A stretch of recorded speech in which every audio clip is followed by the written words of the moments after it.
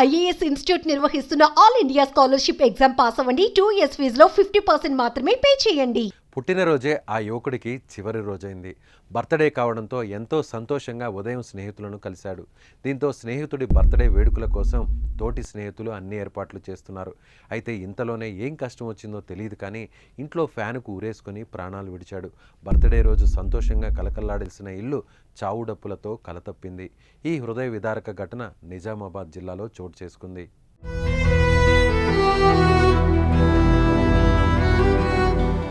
నిజామాబాద్ జిల్లా గూపన్పల్లికి చెందిన పవన్ ఓ ప్రైవేట్ హోటల్లో కౌంటర్ బాయ్గా పనిచేస్తున్నారు. అతనికి ఓ చెల్లి కూడా ఉంది. ఇక ఇంట్లో పవన్ ఒక్కగానొక్క కొడుకు కావడంతో తల్లిదండ్రులు ఎంతో అల్లారు ముద్దుగా పెంచారు. ఈ నేపథ్యంలో పవన్ బంగారు భవిష్యత్తు కోసం తండ్రి దేవేందర్ కలుపు వెళ్ళాడు. దీంతో చెల్లి తల్లితో కలిసి పవన్ ఉంటున్నాడు. అయితే నిన్న పవన్ పుట్టినరోజు కావడంతో పొద్దుగాలి లేచి తన స్నేహితులను కలిశాడు. వారితో ఎంతో సంతోషంగా మాట్లాడాడు. ఇక స్నేహితులు కూడా పవన్ బర్త్డే వేడుకలను నైట్ నిర్వహించేందుకు ప్లాన్ చేసుకుంటున్నారు. సీన్ కట్ చేస్తే ఉదయం సంతోషంగా ఉన్న పవన్ సాయంత్రం కల్లా విగతజీవిగా మారిపోయాడు.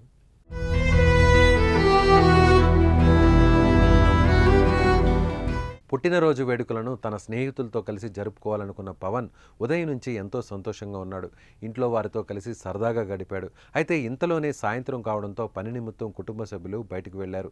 ఈ నేపథ్యంలో పవన్ ఇంట్లో ఒక్కడే ఉన్నాడు. అంతలోనే ఏం కష్టం వచ్చిందో తెలియదు కానీ ఇంట్లో ఫ్యాన్కు ఊరేసుకొని ప్రాణాలు తీసుకున్నాడు.